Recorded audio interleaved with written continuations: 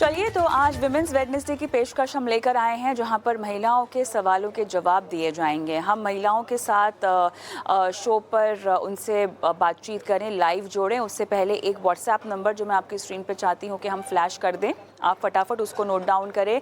अगर आप ऐसी महिला हैं जो अभी तक निवेश की शुरुआत नहीं आपने की है, आगे बढ़ना चाहती हैं, हमसे सलाह लेना चाहती हैं, भले ही म्यूचुअल फंड्स के ज़रिए आगे बढ़ना चाहती हैं या किसी भी तरह के इन्वेस्टमेंट स्ट्रैटेजी या इंश्योरेंस पे कोई सवाल पूछना चाहती हैं, 9619873567 व्हाट्सएप नंबर है। और यूट्यूब पर अगर सवाल पूछना चाह रही हैं तो आप कमेंट बॉक्स में भी अपने सवाल डाल सकती हैं।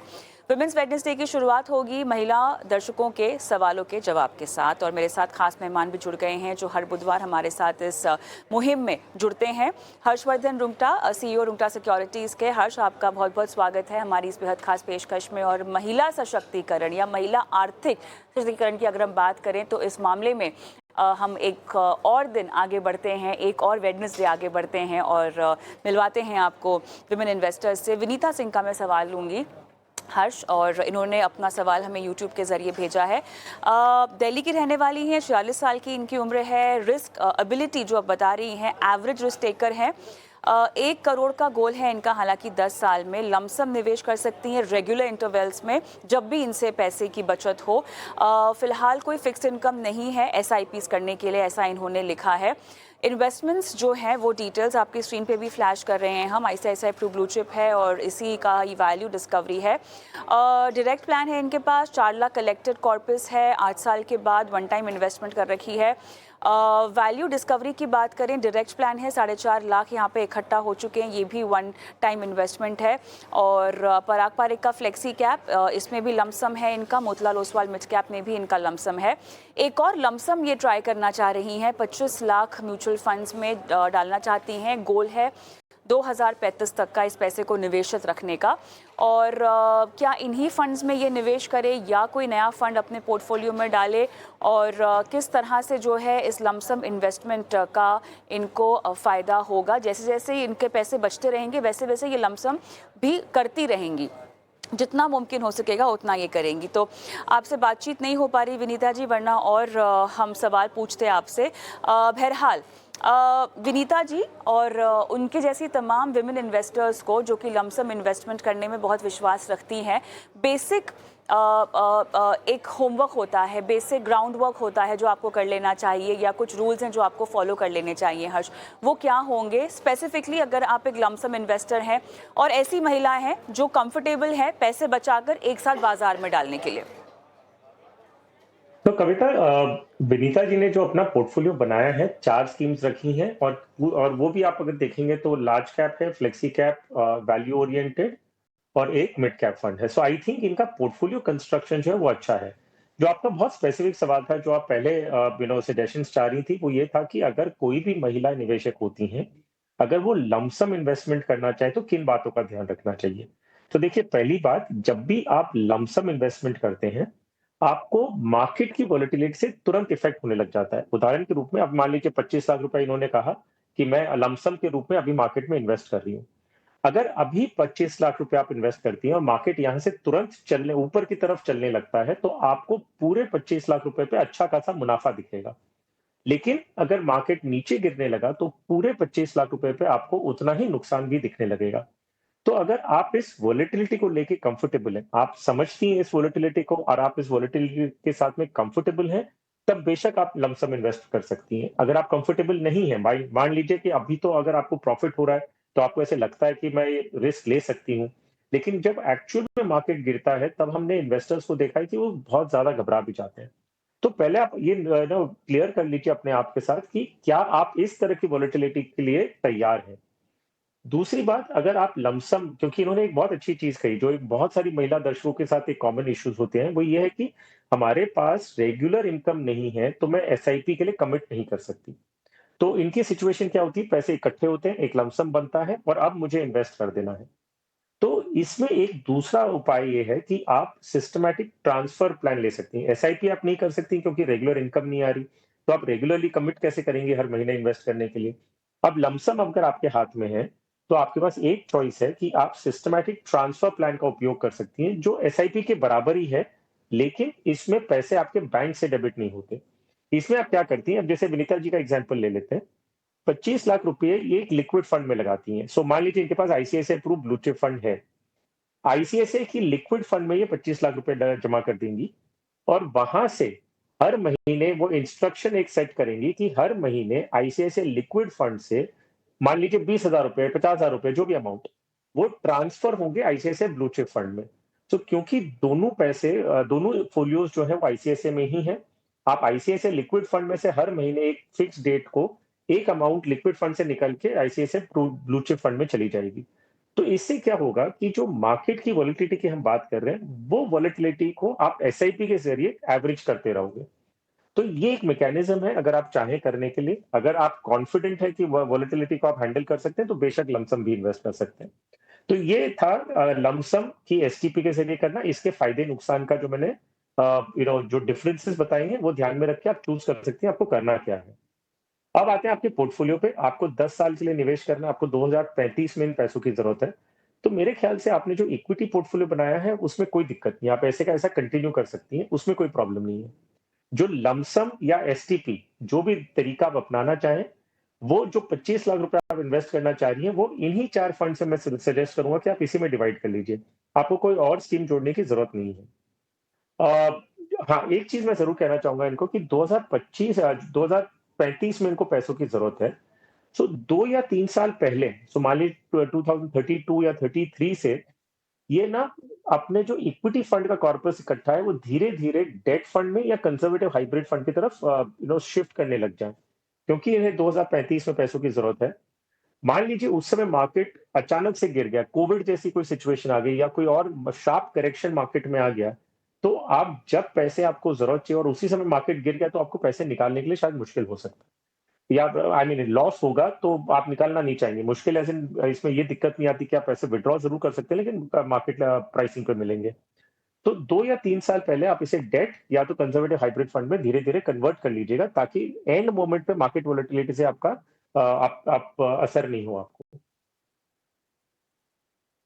चलिए, मेरे ख्याल से फ़ोन लाइन पर हमारे साथ है नहीं विनीता, लेकिन आपने जो है इनके सभी पहलुओं को बड़ी अच्छे से ऑब्ज़र्व किया और सलाह भी दी है। एक चीज़ बस मुझे ये कहना होगा या पूछना है आपसे, छोटा-सा सवाल मैं पूछूँगी, उसके बाद हमारी अगली दर्शक फ़ोन लाइन पर हैं, उनके पास हम मूव ऑन करेंगे। कमाई ज़्यादा किसमें होती है? लमसम इन्वेस्टमेंट में होती है या एसआईपी इन्वेस्टमेंट में होती है? ये सवाल जो है जेंडर स्पेसिफिक सवाल नहीं है। विमेन इन्वेस्टर हो या मेन इन्वेस्टर हो, बेसिकली स्ट्रैटेजी है निवेश की। एसआईपी करने में फ़ायदा ज़्यादा है या लमसम करने में? कविता, इसमें ना अलग-अलग डेटा पॉइंट्स हैं, लेकिन मैं एक उदाहरण के रूप में राइट। बताऊँ, कई डेटा पॉइंट्स ऐसे हैं, एक पीरियड में बताते हैं कि अगर आपने एसआईपी की होती तो आपको ज़्यादा फ़ायदा हुआ। ये पीरियड कौन-सा होता है? मान लीजिए आपने आज इन्वेस्टमेंट करना शुरू किया और 5 साल का पीरियड टाइम होराइज़न है आपका, और इन 5 साल में मान लीजिए 3 साल मार्केट नीचे था और अचानक 2 साल ऊपर गए। तो ऐसी सिचुएशन में आप एसआईपी में ज़्यादा पैसे बनाएँगे। क्यों? क्योंकि आपको एक्यूमुलेशन जो है वो धीरे-धीरे आपने एक्यूमुलेट किया जब मार्केट नीचे था, और फिर जब मार्केट बढ़ा, आपका एक्यूमुलेशन एवरेज से ज़्यादा था, तो आपको फ़ायदा ज़्यादा हुआ। अगर आपने लमसम इन्वेस्टमेंट किया होता इस पीरियड में, यही 5 साल में, जब आपके इन्वेस्टमेंट करने के बाद 3 साल तक मार्केट नीचे था और एंड में थोड़ा-सा ऊपर बढ़ा, तो ये सिचुएशन में आप एसआईपी में ज़्यादा पैसा बनाएँगे, लमसम में नहीं। लेकिन अगर आप ये टेन्योर को 5 साल से 10 या 15 साल कर देते हैं, तो मेरा मानना ये है कि लमसम इन्वेस्टमेंट में आपको ज़्यादा फ़ायदा होगा। क्योंकि जब आप इक्विटी मार्केट में इन्वेस्ट करेंगे, उसके बाद ही आपको इक्विटी मार्केट का फ़ायदा मिलने लगेगा। सो अगर आपने एसआईपी की है या एसटीपी की है, तो 3 या 5 साल तक या द आप ना पैसे इक्विटी में आ रहे हैं। एसटीपी किया आपने, तो 25 लाख रुपए हम मानते हैं 3 साल में इक्विटी में आएगा। तो 3 साल तक आपके पैसे इक्विटी का फ़ायदा नहीं ले रहे हैं। तो आपका जो रियल कंपाउंडिंग चालू होगा जब पूरे पैसे इक्विटी में आ जाएँगे, जो है 3 साल बाद। तो 3 साल की कंपाउंडिंग में आपको असर आ सकता है। बट ये ऑब्वियसली मैंने जैसे कहा, ये डिपेंड करता है कि मार्केट उस दौरान, एसटीपी पीरियड के दौरान, मार्केट नीचे है कि ऊपर है। अगर कंटिन्यूअसली नीचे है एसटीपी पीरियड में, तो आपको फ़ायदा मिलेगा। अगर मार्केट आपके इन्वेस्टमेंट करने शुरू करने के बाद मार्केट ऊपर जा रहा है, तो एसटीपी की वजह से आपको रिटर्न्स कम मिलेंगे। तो ये बहुत हद तक डिपेंड करता है कि मार्केट कैसे बिहेव करता है over the next 3 years, 5 years from your STP period. लेकिन मैं सुझाव सुझाव ये दूँगा कि हर एक इंसान को अपनी रिस्क एपेटाइट को देखते हुए मोड चूज़ करना चाहिए, लमसम या एसआईपी, एसटीपी। ये नहीं कि रिटर्न को चेज़ करने के हिसाब से, क्योंकि अल्टीमेटली आपकी रिस्क एपेटाइट डिसाइड करती है कि आप कितनी चैन से रात को सोते हैं। एब्सोल्युटली। और चलिए ऐसे में आगे बढ़ते हैं और कविता राजपूत हमारी दर्शक फोन लाइन पर हमारे साथ जुड़ गई हैं। नमस्कार, कहाँ से बोल रही हैं आप? जी मैम, मैं कोलकाता से बोल रही हूँ। ओके, पूछिए क्या सवाल है आपका? मैंने 4 फंड्स में 8500 की एसआईपी की है और अभी तक 70,000 पोर्टफोलियो की वैल्यू है। मुझे 13 टू 15 ईयर्स में 1 सीआर का लक्ष्य है मेरा, तो बस ओके, सजेशन चाहिए। ठीक है। आपके फंड्स के नाम हम दोहरा देते हैं। हर्ष, आप भी चेक कर सकते हैं। Nippon India small cap, SBI का मल्टी कैप है इनके पास, आईसीआईसीआई का मल्टी एसेट है, एनजे वेल्थ का फ्लेक्सी कैप इन्होंने ले रखा है। और राइट, बताते हैं बहुत क्लियर कट इनका गोल है 1 सीआर इन 13 ईयर्स। और ये एनजे फ्लेक्सी कैप की परफॉर्मेंस कैसी है? हर्ष, अगर आप थोड़ा सा इस पर गाइड कर सकें। देखिए, नॉर्मल जो फ्लेक्सी कैप फ़िलहाल बाज़ार में है या फंड्स अवेलेबल हैं, उनमें हम जानते हैं कि वो थोड़े से लार्ज कैप ओरिएंटेड है। कितनी अलग होगी इन फ्लेक्सी कैप फंड्स की स्ट्रैटेजी एक दूसरे से? क्या आमतौर पे सभी फ्लेक्सी कैप हम यूजुअली लार्ज कैप हैवी देख रहे हैं, या अगर हम एनजे वेल्थ की फ्लेक्सी कैप की बात करें, क्योंकि एक नया तरीके का फंड अपने आप में नया भी है as compare to the other star funds जो कि हम देख रहे हैं, एचडीएफसी का हो, आईसीआईसीआई का, पराग पारिक का फ्लेक्सी कैप है, कोटक, हर एएमसी का है, उसके मुकाबले ही थोड़ा सा नया है। किस तरह की इसकी स्टॉक मिक्स होगी, किस तरह का इसका फंड मिक्स होगा, जानना ज़रूरी है परफॉर्मेंस के लिहाज से मेरे ख्याल से, क्योंकि थोड़ा सा नया है as compare to the other, तो कितना निर्भर किया जाए? तो देखिए कविता, जहां तक हम फ्लेक्सी कैप मैंडेट की बात कर रहे हैं, हम बात कर रहे हैं कि अगर एक फ्लेक्सी कैप फंड मैनेजर का मैंडेट क्या होता है। तो फ्लेक्सी कैप फंड मैनेजमेंट का जो मैंडेट है वो है कि आप मार्केट के कोई भी स्टॉक उठा सकते हैं। आपका ऐसा कोई भी लिमिटेशंस नहीं है कि आपको लार्ज कैप में इतना एलोकेशन है या मिड या स्मॉल कैप में आपको मिनिमम एक्स अमाउंट करना है, वैसा कोई मैंडेट नहीं है।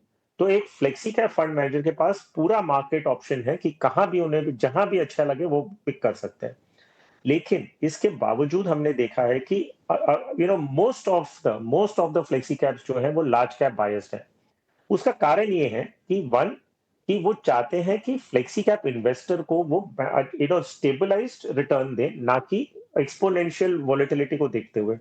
तो हमने देखा है कि उनको वैल्यू जहां मिलती है वो है लार्ज कैप में, कंफर्ट मिलता है। तो ज्यादा से ज्यादा फंड मैनेजर्स हम देखेंगे फ्लेक्सी कैप के, उनका जो एलोकेशन है वो लार्ज कैप की तरफ है, थोड़ा मिड कैप में जाता है और स्मॉल कैप और भी कम हो जाता है। तो ये हम बात करें उस सिचुएशन में जहां पे फंड मैनेजर को लिबर्टी है कि वो कुछ भी करे, और उसके बावजूद अगर वो इस तरह का फंड पोर्टफोलियो क्रिएट कर रहे हैं, तो ये सोचने की बात है कि फंड मैनेजर कंफर्ट वैल्यूएशन को लेके, सेफ्टी को लेके एंड रिटर्न्स को देखते हुए कहाँ जा रहा है। अब आते हैं जो बाकी आपने बताया कि बाकी के कंपैरिजन में एनजे फ्लेक्सी कैप कैसा होगा। सो एनजे, जैसे आपने कहा कि ये एक बहुत नया फंड है, इसका जो ट्रैक रिकॉर्ड है वो भी बहुत छोटी अवधि का है। तो ये अभी मैं कहूंगा कि इट इज टू अर्ली। मैं अभी इनके चार्ट्स ही देख रहा था जब आप बात कर रहे थे, तो मैंने इनका पोर्टफोलियो ओपन करके देखा है। It's a very new fund. मेरी सलाह ये रहेगी कि जब आपके पास एस्टैब्लिश्ड फंड्स हैं, पराग पारिक फ्लेक्सी कैप है, कोटक है आपके पास, एचडीएफसी फ्लेक्सी कैप है, बहुत सारे ऐसी फ्लेक्सी कैप कैटेगरी, एक मैच्योर्ड कैटेगरी है। तो ऐसा नहीं है कि कोई नई कैटेगरी है जिसमें हमें एक्सपेरिमेंट करने की जरूरत है, या हमें सब्जेक्ट ऑफ एक्सपेरिमेंट बनना है कि भाई हम हमारा पोर्टफोलियो हम लगा के दें और फिर उससे कोई दूसरा उसका हिस्ट्री चेक करके डिसाइड करे। सो मेरी सलाह कविता जी ये रहेगी कि आप है ना अपना जो फ्लेक्सी कैप है वो एक एस्टैब्लिश्ड वेल जिसका बहुत लॉन्ग हिस्ट्री है, जिसकी अच्छी हिस्ट्री है, उसके साथ निवेश करें। सो एनजे फ्लेक्सी कैप मेरी सलाह नहीं रहेगी आपको इन्वेस्ट करने के लिए, क्योंकि वन, हम उसे ट्रैक नहीं करते, दूसरी बात ये काफी नया है एज कम्पेयर टू अदर्स। सो मेरी सलाह रहेगी आप पराग पारिक फ्लेक्सी कैप या कोटक फ्लेक्सी कैप के तरफ उसे स्विच करें, अगर मेरी सलाह ले रहे हैं जिन्होंने एनजे फ्लेक्सी कैप को डिटेल में स्टडी नहीं किया है। अगर आप कंफर्टेबल है एनजे फ्लेक्सी कैप के साथ तो प्लीज कंटिन्यू कर सकती हैं। दूसरी पहलुओं पे आ जाते हैं कविता, इनके पोर्टफोलियो पे। एक है कि ये चाह रही है कि इन्हें 13 साल बाद 1 करोड़ रुपया मिले, लेकिन जितना ये इन्वेस्ट कर रही हैं, अगर हम 12% से अनुमान लगाएं तो 13 साल बाद ये करीबन 35 लाख रुपया होता है। तो इन्हें अपना इन्वेस्टमेंट जो है वो 3 गुना करना पड़ेगा अगर ये 1 करोड़ रुपया चाह रही है। एग्जिस्टिंग पोर्टफोलियो में जो चेंजेस है, अगर हम फ्लेक्सी कैप की बात ना करें, उसके अलावा मेरी सलाह ये रहेगी कि निप्पॉन इंडिया स्मॉल कैप ये बंद करें और उसकी जगह इनके पास एसबीआई मल्टी कैप फंड है जिसमें ये सिर्फ 5,000 रुपए इन्वेस्ट कर रही है, आई एम सॉरी 500 रुपए इन्वेस्ट कर रही है और स्मॉल कैप में 1,000 कर रही है। तो इससे बेटर होगा आप निप्पॉन इंडिया स्मॉल कैप को बंद करें और ये जो 1,000 रुपए है ये एसबीआई मल्टी कैप में बढ़ा दें। सो आपके पास निप्पॉन इंडिया स्कीम निकल जाएगी, एसबीआई मल्टी कैप में आपके पास 1,500 रुपए हो जाएंगे। बाकी स्कीम्स ठीक है, आप कंटिन्यू कर सकती हैं। Okay, all the best. आगे बढ़ते हैं, पूजा सियाग का सवाल लेंगे और इन्होंने भी अपना सवाल यूट्यूब के ज़रिए हमें भेजा हुआ है। हर्ष, डिटेल्स भी आपके पास होंगी, मैं फिर भी एक बार फंड्स के नाम पढ़ देती हूँ। पराग पारेख का फ्लेक्सी कैप है इनके पास, Kotak emerging, quant small cap, UTI small cap इनके पास है। टोटल एसआईपी लगभग 15,000 की है। इन्वेस्टमेंट अब तक इनकी हो रखी है 3.2 की और टाइम होराइजन 10 इयर्स, टारगेट गोल 80 लाख ये बता रही हैं और पोर्टफोलियो को चाहती हैं कि आप रिव्यू करें। इंटरेस्टिंग क्वालिटी ऑफ फंड्स इनके पास हैं, मेरे ख्याल से सभी ही कैटेगरी के बेस्ट परफॉर्मर्स रखे हुए हैं इन्होंने। एग्जैक्टली गोल क्या है 80 लाख्स का मैं नहीं जानती, बट 10 इयर्स के लिए कितना इनको अपना इन्वेस्टमेंट अमाउंट बढ़ाना होगा अगर ये गोल इनको अचीव करना है? तो वेल इन्होंने बताया कि इन्हें 10 साल बाद 80 लाख रुपए चाहिए, लेकिन जितना ये आज की तारीख में इन्वेस्ट कर रही है 12% से अनुमान लगाएं तो करीबन 55 से 60 लाख रुपए होते हैं। तो ये थोड़ा शॉर्टफॉल होगा, इन्हें 80 लाख चाहिए, लेकिन आप 55 टू 60 लाख एज्यूम कर सकते हैं कि आप इकट्ठा करेंगे तो आपको अपना इन्वेस्टमेंट अमाउंट बढ़ाना होगा। पोर्टफोलियो में सिर्फ एक चेंज बताऊंगा। तो पहली बात पूजा जी, आपने इन्वेस्टमेंट का जो पोर्टफोलियो बनाया बहुत अच्छा है, लेकिन मैं सिर्फ उसे थोड़ा फाइन ट्यून कर रहा हूं ताकि हम स्मॉल कैप में आप 4,000 कर रही हैं, 2 डिफरेंट स्कीम्स। मेरे ख्याल से एलोकेशन स्टैंड पॉइंट से आप अगर मिड कैप में ज्यादा बढ़ाएंगे तो बेटर होगा। तो उस लिहाज से मैं कह रहा हूँ यूटीआई स्मॉल कैप आप बंद करें, कोटक इमर्जिंग इक्विटी फंड में 3,000 की जगह उसे 4,000 कर लें। तो आपके पास 4 स्कीम्स होंगी, एसबीआई ब्लू चिप में 4,000, पराग पारेख में 4,000, कोटक इमर्जिंग में 4,000 हो जाएगा और quant small cap 3,000। So I think ये थोड़ा I think will be a better approach, more consolidated और जो पर्पस आपका है वो पूरा हो जाएगा। यूटीआई स्मॉल कैप में अगर कोई एग्जिस्टिंग कॉर्पस है तो वो भी आप हाँ। रिडीम करके कोटक इमर्जिंग में ऐड कर सकती है। एक चीज़ जो मुझे हर्ष आपसे समझनी है, और ये केवल पूजा के लिए ही नहीं, सभी इन्वेस्टर्स के लिए लिहाज से भी हम पूछ रहे हैं, मिड कैप स्मॉल कैप्स को ज़्यादा मात्रा में रखना पोर्टफोलियो में कितना सही होता है और कब ऐसा किया जाए? देखिए, रिटर्न्स बढ़े हैं आपके पोर्टफोलियो में, mid cap small cap as a category आप मिस आउट नहीं कर सकते, जस्ट लाइक हाउ आप लार्ज कैप को मिस आउट नहीं कर सकते स्टेबिलिटी के लिए, ठीक है। बट जब निवेश बढ़ाने की बात होती है, और अभी तो आप इनके फंड्स को रिव्यू कर ही रहे थे, पर्पस और जगह उनको देना बहुत ज़रूरी है, लेकिन निवेश बढ़ाना कितना ज़रूरी हो जाता है मिड कैप और स्मॉल कैप में, स्पेसिफिकली टाइम होराइजन जब आपकी बहुत लंबी हो तो देखिए कविता, रिस्क रिवॉर्ड रेशियो में अगर हम बात करें तो स्मॉल जो लार्ज कैप है उसमें रिस्क, ये रिलेटिव टर्म से बता रहा हूँ, लार्ज कैप में रिस्क कम है तो रिटर्न्स पोटेंशियल भी उतने ही कम है। मिड कैप में रिस्क ज्यादा है, risk as in I think the right word would be volatility. तो वोलेटिलिटी ज्यादा है और रिटर्न्स के पोटेंशियल्स भी ज्यादा है as compare to large cap. और नीचे आते हैं स्मॉल कैप की तरफ, तो वोलेटिलिटी जो है वो और ज्यादा होगी, सबसे ज्यादा होगी, एंड रिटर्न्स पोटेंशियल भी उतने ज्यादा होंगे। सो एक आइडियल पोर्टफोलियो एलोकेशन मेरे हिसाब से आप कोर एंड सैटेलाइट पोर्टफोलियो का स्ट्रेटेजी अपनाएं। कोर में आपके आ जाएंगे लार्ज कैप्स, तो लार्ज कैप मतलब देश की सबसे बड़ी एस्टैब्लिश्ड कंपनीज, तो उसमें क्या रिलेटिव स्टेबिलिटी रहती है। तो आप 50 से 60%, आप से 50% अपना पोर्टफोलियो का लार्ज कैप को एलोकेट करते हैं, आप 30 टू 40% मिड कैप को करते हैं और बैलेंस 10 या 20% को स्मॉल कैप में करते हैं। तो ये आपका एलोकेशन स्ट्रेटेजी हो गया, जिसमें आपका कोर पोर्टफोलियो आ जाएगा लार्ज कैप, आपका सैटेलाइट पोर्टफोलियो में आपका mid cap and small cap आ जाएगा। तो ये स्ट्रैटेजी से आप अगर जाते हैं तो जब भी आपको इन्वेस्टमेंट बढ़ाना होगा इसी में बढ़ाएंगे तो ज्यादा बेटर होगा। तो यही रेशियो चलते रहेगा, कोर सैटेलाइट अप्रोच रहेगा, relative stability with excess volatility also आपके पोर्टफोलियो में। एवरेज रिटर्न आपका जो उद्देश्य होना चाहिए कि आपको 15% आसपास अगर पोर्टफोलियो में मिले तो I think you are doing good for yourself. सब ठीक है इनके पोर्टफोलियो में? कुछ और आपको सलाह देनी है पूजा के पोर्टफोलियो में? जी नहीं, जी नहीं, जैसे मैंने कहा कि यूटीआई स्मॉल कैप में से राइट, निकल जाए, पूरा एसआईपी भी बंद कर दें, लमसम भी निकाल दें, कोटक इमर्जिंग इक्विटी फंड में बढ़ा दें। Got it. मधु नायर का सवाल लेंगे, ये भी यूट्यूब से है हर्ष। पराग पारेख का flexi cap, HDFC Nifty 50, Motilal mid cap, Kotak cassette allocation fund है 1 CR 2030 तक। बताइए कैसे मिलेगा? तो देखिए ये बात तो तय है कि इनके पास सिर्फ 5 साल है अपना इन्वेस्टमेंट रखने के लिए, क्योंकि 2030 में इन्हें पैसों की ज़रूरत है। अभी जितना इनका इन्वेस्टमेंट है जो है 49,300 इनकी एसआईपी है, प्लस 15 लाख ये ऑलरेडी एक्यूमुलेट कर चुकी है। अगर यही चीज़ को मैं देखूँ आगे जाते हुए 12% से ग्रो करता है, तो ये 5 साल बाद करीबन 65 लाख रुपया होता है। इन्हें चाहिए 1 करोड़ रुपया, तो वो थोड़ा मुश्किल लग रहा है कि आप अ, आई डोंट थिंक कि आपको उसका एम करना चाहिए, क्योंकि नहीं तो आप बहुत हाई रिस्क प्रोडक्ट्स में चले जाएँगे। तो रीज़नेबिलिटी फैक्टर को ध्यान में रखते हुए आपका जो एस्टिमेशंस है वो 65 लाख्स का है। तो जो स्कीम्स है उसमें कोई दिक्कत नहीं। अब मुझे सिर्फ़ कंसर्न एक चीज़ का है कि 5 साल बाद आपको पैसे चाहिए कोई पर्टिकुलर गोल के लिए। हम हमेशा कहते हैं कि जिस दिन आपका गोल है, जो साल में आपका गोल है, उसके 1 या 2 साल पहले आप इक्विटी में से निकलने लग जाएँ। तो एक तरफ हम कह रहे हैं कि 5 साल का एस्टिमेट ले रहे हैं पूरा इक्विटी रिटर्न्स देखते हुए कि 12% ग्रो करेगा तो आपको 65 लाख रुपए मिलेंगे। लेकिन हम ये भी जानते हैं कि 5 साल पूरा आप इक्विटी में नहीं रह सकते। तो ये अनुमान भी जो मैंने आपको दिया 65 लैक्स का, अगर आप 1 या 2 साल पहले से डेट या कंजर्वेटिव हाइब्रिड में स्विच होना चालू कर देते हैं, तो 12% का अनुमान भी नहीं लगा सकते। तो मेरे हिसाब से आप प्लीज़ थोड़ा ध्यान देके समझिए कि आपको डेट से इक्विटी से डेट में स्विच धीरे-धीरे करना है कि नहीं करना है। अगर इक्विटी में रहती हैं, तो ये 12% का अनुमान काम करता है। अगर इक्विटी में रहती है, तो लास्ट मोमेंट पे अगर कुछ मार्केट वोलेटिलिटी हुई, तो आपके पूरे 65 लाख रुपए का टारगेट भी जो है, वो भी पूरा होना शायद मुश्किल हो सकता है। सो थोड़ा केयरफुली इस सब चीज़ों को ध्यान में रखते हुए आप आगे की स्ट्रैटेजी बनाएँ कि कितना एस्टिमेट करना है, किस तरह से आपको अपना पोर्टफोलियो कंटिन्यू रखना है। स्कीम्स आज के लिए ठीक है, 2 या 3 साल बाद आपको इसको ध्यान देके इक्विटी से डेट में स्विच करना शुरू करना पड़ेगा।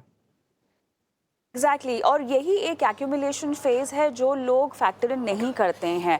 आपने अच्छे से अपने गोल को एक टाइम होराइजन दे दिया है, लेकिन ये भी समझना है कि एक्यूमुलेशन फेज़ के बाद आपको थोड़ा सा इक्विटी से डेट में भी आना पड़ेगा, फिर एक सेफ्टी वाला फेज़ भी आएगा जो आपको अपने रिटर्न्स के लिहाज से प्रोटेक्ट करने को लेकर अपनाना होगा। तो वो टाइम होराइजन में 3 साल का बफर आपको रखना ही होगा। तो अब काफ़ी टाइट है आपका गोल, बट उम्मीद करते हैं कि आप मधु जो बदलाव बताए गए हैं उन पर अमल करें। करिश्मा का सवाल लेंगे और इन्हें 50 लाख चाहिए 7 से 8 साल में, कितने की एसआईपी इनको करनी होगी, ये इनका सवाल है। तो देखिए, पहले तो कविता 7 से 8 साल का टाइम होराइज़न है, तो आपको ये डिसाइड करना है कि ये 7 टू 8 इयर्स में हम कौन से टाइप ऑफ इन्वेस्टमेंट करेंगे। तो क्योंकि 7 टू 8 इयर्स है, मैं सजेस्ट करूँगा कि इक्विटी फंड्स में कर सकती हैं, तो इन्हें डेट, हाइब्रिड ये सब फिलहाल करने की ज़रूरत नहीं है, अगर ये चाहें तो पूरा का पूरा इक्विटी में कर सकती हैं। अमाउंट इन्हें चाहिए 50 लाख रुपए। तो वेल एनफी की गाइडलाइंस बहुत क्लियर है कि आप अगर फ्यूचर वैल्यू एस्टिमेट करना चाहते हैं और इक्विटी फंड में इन्वेस्ट कर रहे हैं, तो आप 12% का अनुमान लगा के कैलकुलेशंस कर सकते हैं। अगर हम ये 12% का अनुमान लगाते हैं और 8 साल का टाइम होराइजन लेते हैं, 50 लाख एक्यूमुलेशन अमाउंट बताते हैं, तो इन्हें महीने का 32,000 रुपीज़ इन्वेस्ट करना होगा। तो अगर ये 32,000 रुपए महीने का इन्वेस्ट करती हैं और 12% का अगर रिटर्न आता है इनके, कंपाउंड एवरेज ग्रोथ रेट बता रहा हूँ मैं, ये नहीं कि हर साल का आपको 12% दिखेगा, लेकिन कोई साल में 20-25% दिखेगा, कोई साल में नेगेटिव दिखेगा। लेकिन on an average over 8 years आपका अगर सीएजीआर अगर 12% के आसपास आता है, तो आप 50 लाख का टारगेट एक्यूमुलेट कर लेंगे विद 32,000 रुपीज़ एवरी मंथ। चलिए, यहाँ पर एक और चीज़ जो मुझे करिश्मा के बिहाफ पर समझनी है आपसे, म्यूचुअल फंड्स के ज़रिए ऐसे एग्रेसिव टारगेट्स, एग्रेसिव तो खैर मैं नहीं कहूँगी, लेकिन ऐसे टारगेट्स रखने चाहिए, क्योंकि कई बार क्या होता है ना, जो लोगों को रिटर्न की ताकत एक डायरेक्ट स्टॉक में दिखाई देती है, वही उम्मीद उनको म्यूचुअल फंड से भी होने लगती है। तो क्या ये उम्मीद इस तरह की रखना क्या सही होगा, या आपको लगता है कि जो दमखम आपको एक स्टॉक के मूवमेंट में दिखता है, म्यूचुअल फंड में शायद उतनी जल्दी आपको रिटर्न ना मिले, और वो आपकी वो भी चाहत भी नहीं होनी चाहिए, वो भी गलत है? यह कविता इनफैक्ट 2 पहलुओं में इसका जवाब दूँगा। हमने अभी रिसेंटली हमारे कई क्लाइंट्स से बात की, जैसे इनफॉर्मली हमने बात करने की कोशिश की और उनसे समझने की कोशिश की कि जो आप इक्विटी पोर्टफोलियो चला रहे हैं खुद का, जो डायरेक्ट शेयर्स में ट्रेडिंग कर रहे हैं या इन्वेस्टमेंट्स कर रहे हैं, कुछ भी आप अपने आप समझा लीजिए कि भाई ट्रेडिंग कर रहे हैं या इन्वेस्टमेंट कर रहे हैं। तो वहाँ पे आपका कितना रिटर्न जनरेट हो रहा है और कितना म्यूचुअल फंड में जनरेट हो रहा है। तो हमें कई लोग ऐसे मिले, I don't have the ratio कि 10 लोगों से बात की तो कितने, लेकिन मुझे 4 या 5 इन्वेस्टर मिले, बहुत सारे लोगों से हमने बात भी नहीं की, लेकिन 4-5 लोगों से हमें ये जवाब मिला कि म्यूचुअल फंड में एक्चुअली उन्हें बेटर रिटर्न्स मिल रहा है, जिसमें उन्हें कुछ करना भी नहीं है और यहाँ पे वो दिन-रात कुछ ना कुछ मार्केट को ट्रैक करते रहते हैं और कहीं न कहीं कोई गलत डिसीजन लेके कभी जल्दी बेच दिया, कभी नहीं बेचा, बहुत सारी चीज़ें होती हैं। तो ये मुझे बहुत अच्छा रिस्पॉन्स मिला था ये समझने के लिए कि म्यूचुअल फंड में एक्चुअली उन्हें बेटर रिटर्न्स मिल रहा है। अब स्टॉक मार्केट पे दूसरे पहलू पे आते हैं। स्टॉक मार्केट में डायरेक्ट शेयर्स में खरीदना-बेचना इतना आसान होता भी नहीं है। कई बार हम समझते हैं कि भई मुझे शेयर मार्केट में ज़्यादा रिटर्न मिलेगा, लेकिन प्रॉब्लम ये है कि कौन से शेयर्स खरीदने, कब बेचना, उसका ट्रैक कैसे करना, ये अपने आप में एक बहुत बड़ी एक्सरसाइज़ है और ये मार्केट पूरी ज़िंदगी लग जाती है मार्केट के मूवमेंट्स को समझने के लिए। और यही काम अगर मुझे एक फंड मैनेजर और एक नॉमिनल फी चार्ज करके मेरा एक अच्छा-सा पोर्टफोलियो डाइवर्सिफिकेशन स्टैंड पॉइंट से बनाता है। अब मैं भले ही ₹10,000 एक स्कीम को इन्वेस्ट कर रही हूँ, लेकिन वो ₹10,000 में मुझे 30 से 40 कंपनियों में इन्वेस्टमेंट हो रहा है, डाइवर्सिफिकेशन हो रहा है। उसका मॉनिटरिंग, ट्रैकिंग सब वो फंड मैनेजर करके दे रहा है। तो एज़ एन इन्वेस्टर मैं क्यों उस चीज़ में टेंशन लूँगा कि भई why should I go and do this? और at the end of it अगर मुझे लॉन्ग टर्म वेल्थ क्रिएशन करनी है, बिना मेहनत किए मुझे फंड मैनेजर एक छोटी-सी फीस लेके मेरे वेल्थ को कंपाउंड कर रहे हैं, तो मैं क्यों ये अपने अपने सर पे लेके ये मुसीबत लूँ कि भई मार्केट को टाइमिंग भी करूँ, गलत होने के चांसेस भी ज़्यादा हैं। सो आई थिंक ये डिसाइड करना होगा सिर्फ रिटर्न्स नहीं इम्पोर्टेंट है और रिटर्न्स भी अगर इम्पोर्टेंट है तो किसने एक्चुअली 5 साल बाद उतने पैसे बनाए जितने म्यूचुअल फंड ने बना के दिए। ये आप अपने आप से पूछ लीजिए, ऐसे कोई इन्वेस्टर से पूछिए कि आप कहाँ पे बेटर आपको रिटर्न्स मिला है। हमें जो जवाब मिला, हमें आई वाज़ प्लेजेंटली सरप्राइज्ड जब मुझे मेरे इन्वेस्टर्स ने कहा कि म्यूचुअल फंड में हमको एक्चुअली ज़्यादा रिटर्न मिल रहा है और स्टॉक्स में हमें कम मिल रहा है। So I think I am reasonably convinced कि retail investor, non financial savvy, non market savvy उनके लिए म्यूचुअल फंड एक सही तरीका है अपनी वेल्थ क्रिएट करने के लिए। राइट। चलिए हर्ष, मेरे ख्याल से सभी सवालों के जवाब हमने दे दिए हैं, लेकिन आप हर हफ्ते जुड़ते हैं हमारे साथ और आगे बढ़ाते हैं हमारी इस मुहिम को। फिलहाल आज के लिए हमारा समय समाप्त हुआ। बहुत बहुत धन्यवाद आपका हर्ष, शो पर शिरकत करने के लिए। Thank you so much. चलिए।